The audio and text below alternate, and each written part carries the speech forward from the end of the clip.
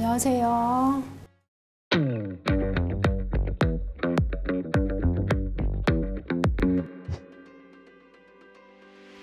일단 첫 번째는 한국 문학사에서의 동물 담론을 조금 사적인, 역사적인 연구로 문학사지 연구를 좀 하나 진행을 하고 싶고요. 조금 더 옛날 작품을 대상으로도 또 동물을 보고 싶어요. 아무래도 지금이랑은 조금 다른 지금의 관점을 완전히 적용할 수는 없겠죠. 하지만 어떻게 이제 예로부터 동물을 보는 관점이나 담론이 이어져 왔는지를 문학사적으로 조명해보고 싶습니다. 그리고 다른 하나는 유튜브라든지 이런 매체적인 부분에서의 동물 담론 연구. 그것도 아주 대중적인 대중서사에도 관심이 많은데 동물은 실천의 영역과 맞닿아 있기 때문에 대중서사가 중요하고 그런 연구들이 많이 이루어져야 된다고 생각합니다. 네.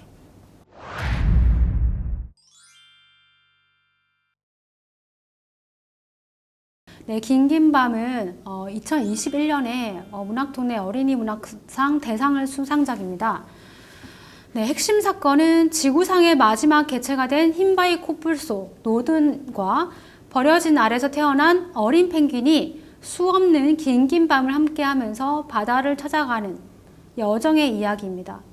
자, 결말은 이름 없는 펭귄은 마침내 바다에 도착하고 흰바위 코뿔소 노드는 정체 모를 인간들의 차에 실려가게 되는 것으로서 끝납니다. 네, 앞으로는 알 수가 없는 거죠, 그죠? 열린 결말로 끝납니다. 스토리는 간략하게 그렇고요. 아동 청소년 문학과 의인화에 대해서 좀 말씀드리려고 합니다. 네, 특별히 아동 청소년 문학에서 또 의인화가 많이 사용이 되고 특히 동물이 또 많이 등장하죠. 그만큼 동물 인물과 의인화 방법이 어린이 서사의 핵심이라고 할 수가 있습니다. 왜 그러냐면 유아기에는 성인보다 동물을 훨씬 더 가깝게 느낀다고 해요. 네, 세계를 이해하는데 동물 서사가 아주 중요하다는 걸 말해주는 것이고요. 아동 청소년 문학이라는 특성들이요. 그리고 의인화 방식이 인간이 세계를 이해하는 핵심 수단이라는 거죠, 그죠? 세계를 이해하는 동물과 의인화가 핵심 수단으로서 아주 중요하다라는 것이고요. 자, 그러면 긴긴밤은 어떤 소설인지 몇 면을 좀 살펴보도록 하겠습니다. 네, 긴긴밤은 어린 펭귄 1인칭 화자 소설입니다. 나에게는 이름이 없다. 하지만 나는 내가 누구인지 알고 있다. 나에게 이름을 갖는 것보다 더 중요한 것을 가르쳐 준 것은 아버지들이었다. 나는 아버지들이 많았다. 나의 아버지들은 모두 이름이 있었다. 이 이야기는 나의 아버지들, 작은 알 하나에 모든 것을 걸었던 치쿠와 윈보, 그리고 노든의 이야기이다. 라고 하면서 전체적으로 이제 어떤 이야기인지를 설명을 해주고 있지요. 그죠? 자, 여기서 특징적인 건 이름이 없다는 거예요. 이름이 없다. 나만 이름이 없다라는 거예요. 이제 이름이 없는 펭귄이라는 게 중요하고, 그 다음에 다들 이름이 있다. 그리고 아버지가 아주 여러 명이다. 네, 부모가 아주 여러 명이다라는 얘기예요. 그죠? 여럿이서 이 펭귄을 키웠다라는 것이고, 네, 그게 이 소설 전체 주제를 드러냅니다. 자, 긴긴밤의 의인화 양상과 타자 윤리를 좀 짚어볼게요. 그래서 아까 말했듯이 펭귄과 코뿔소가 연대하면서 그런 이야기고요. 종을 뛰어넘는 연대를 보여줍니다. 종을 뛰어넘는 연대. 왜 이렇게 다른 종들이 섞여 있을 수 있냐면 사실 이 동물원이거든요. 동물원에 동물들이 갇혀 있었는데 전쟁이 일어나면서 동물원이 폭파됩니다. 근데 이게 실제 현실 속에서 되게 있는 일이고 소설 속의 환상적인 소설의 이야기만이 아니라는 점이 또 매우 가슴 아픈 현실이기도 한데요. 소설적인 상상력이 가미된 부분은 그것이죠. 네, 종이 다른 동물들이 만나서 펭귄은 바다를 찾아가고 코뿔소는 자기 가족을 인간에게 잃었죠. 그래서 그 복수를 하겠다는 복수심에 불타오르고 있죠. 그런 측면들이 좀 이제 픽션이 가미된 부분이지만 어쨌든 이렇게 여러 종이 다 같이 있는 동물원이 있고 동물원이 폭파돼서 거기 있는 동물들이 다 뭔가 예기치 않은 해방을 맞이하게 됐다라는 이런 서사인 겁니다. 그래서 종을 뛰어넘는 연대를 보여주고요. 다른 종의 동물들이 상호 유대하는 모습을 보여주는 것이 타자 윤리로 형상화됩니다. 그리고 두 번째로는 동물을 자기 삶의 주인공으로 그려낸다는 의의가 있습니다. 그래서 자기 삶을 살아가는 주인공으로서 다른 동물들과 뭐 소통하기도 하고, 뭐 여행도 하고, 뭐 이런 이야기들도 다 동물이 직접 자기 입으로 들려줍니다. 그런데 이 동물들 삶을 해치는 건 인간들입니다. 네, 전쟁을 일으켜서 뭐 이게 동물원이 폭파돼서 동물들이 나가게 되지만 어쨌든 동물원 폭파된 건 좀 좋은 거라 할 수 있겠지만 전쟁으로 인해서 또 많은 동물들이 죽고 또 뿔을 가진 동물들을 노리는 인간 때문에 밀렵하는 인간 때문에 이 흰 코뿔소의 가족들은 다 살해를 당하고 이런 이야기들이 에피소드들이 있습니다. 네. 그래서 밤비의 경우에는 사슴을 이제 그러니까 사냥하려는 인간들 때문에 밤비의 엄마가 죽고 뭐 이런 서사가 나오지 않습니까? 이 긴긴 밤에서도 이게 뿔을 가진 동물을 잡아서 뭐 상아를 팔다든지 이렇게 하기 위해서 이 동물들을 죽이는 인간이 직접적으로 나오지 않고 뭐 총소리라든지 뭐 그런 식으로만 좀 간접적으로 나오거든요. 그래서 인간을 무대 바깥으로 타자화하는 의인화가 드러난다라고 볼 수가 있습니다. 자, 아까 의인화의 어떤 순기능 중에 하나로 인간이 인간 중심적인 메커니즘을 사용해서 좀 이렇게 극단적인 배타적인 인간 중심주의를 경계하고 거리를 떨어뜨려 놓고 볼 수 있게 한다라고 했는데요. 바로 긴긴 밤이 그렇다는 겁니다. 동물들을 주인공으로 극대화하고 인간을 무대 바깥으로 아주 멀리 타자화하는데 인간들은 여기서 주로 뭐 총을 쏘거나 뭐 밀렵을 하려고 하거나 이런 나쁜 인간들로 나오는 거죠. 자, 이거 완전 실제 이야기입니다. 멸종위기의 북부 흰 코뿔소 단 3마리만 남았다. 이게 2015년 기사인데요. 자, 이제 2021년 기사를 보면 북부 흰 코뿔소 번식 아니면 멸종 단 1마리에게 달렸다라고 이렇게 나옵니다. 한 6년 사이에 죽은 거죠.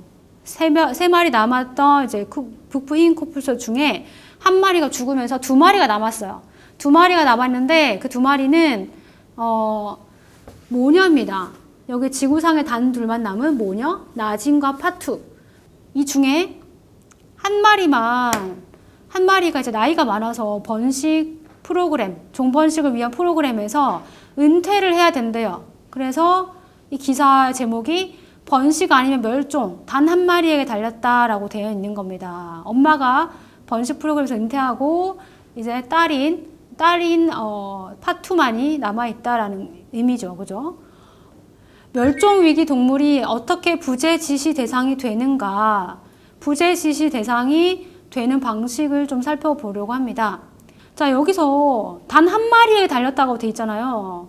그래서 딱 보면 기사를만 보면 아니 코뿔소가 3마리에서 2마리가 죽고 1마리만 남았구나 이렇게 생각할 수가 있는데 사실은 두 마리가 남은 거예요. 모녀가 남은 건데 엄마가 이제 번식을 못하니까 딸만이 남았다라는 뜻으로 1마리만 남았다라고 한 건데 네, 여기서 좀 알 수 있는 게 있겠죠.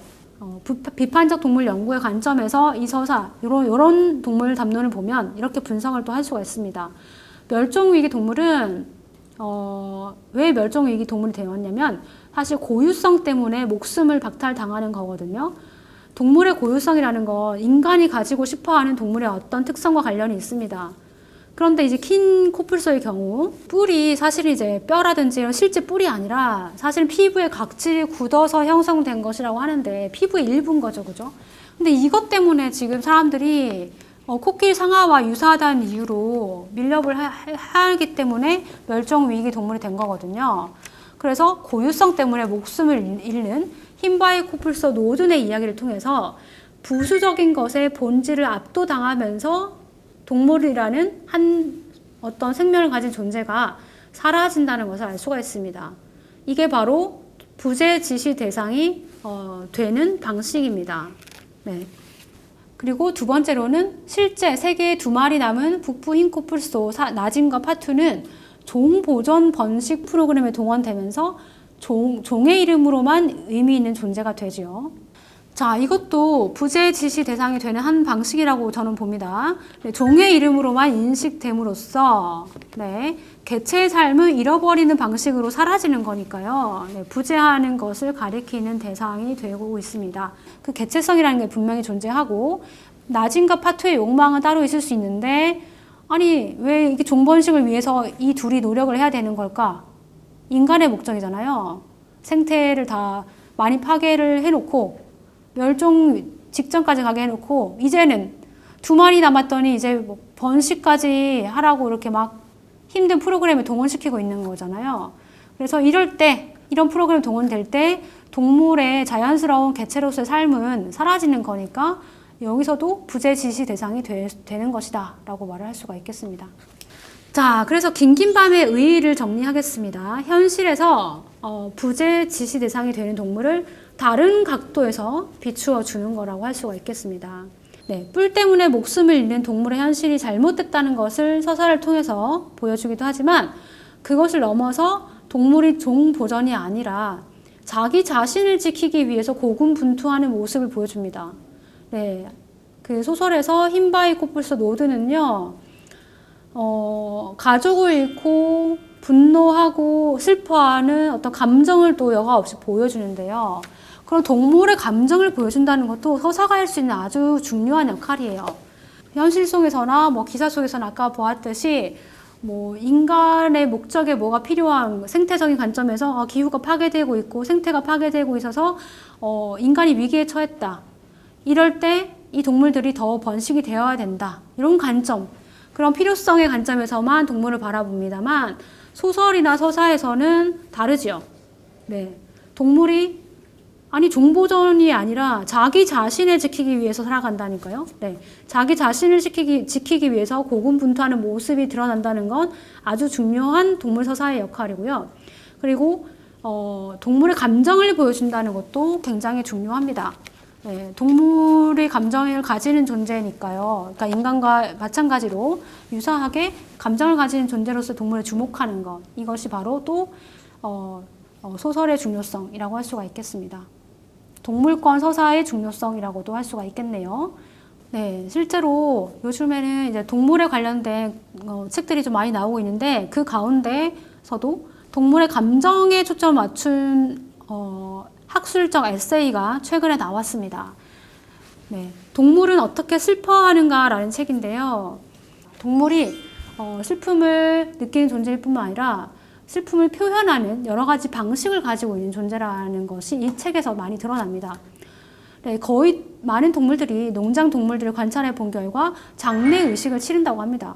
네, 그 양상은 다 다르지만 뭐 말은 우리가 아까 살펴본 천개의 파랑에 나온 그런 말은 동료 동물이 죽으면 뭐 그 시신을 중간에 두고 시체를 중간에 두고 둥글게 이렇게 에워싸고 막 뛴다든지 이렇게 어떤 의식을 치른다고 합니다. 그리고 동료로 함께 지내던 다른 동물이 갑작스레 죽었을 때 동물들이 매우 혼란스러워합니다. 갑자기 사라졌으니까요. 영문도 모른 채 나의 가족이나 동료가 사라지면 누구나 그렇듯이 당황스럽겠죠. 당황스럽고 계속 의문이 남아있겠죠. 왜 없어졌고 어디로 갔을까? 이런 의문들이 남아있는 건데 그래서 그 동물이 갑자기 동료가 사라지면 이상 행동을 보인다고 해요. 네, 그런 이제 그 이상한 행동을 보이는데 그럴 때 시신을 보여주면 이상 행동이 줄어든다고 합니다. 사실 아까 긴긴밤에서 보여준 그런 분노와 슬픔의 감정은 동물의 당연한 감정이며 이 학자가 초점을 맞추는 건 동물의 슬픔을 통해서 동물이 얼마나 사랑을 할 수 있는 존재고 사랑을 잃었을 때 상실감도 느낄 수 있는 존재고 그리고 고통받는 존재인지를 보여주고 싶었다라고 서술을 하고 있습니다. 네.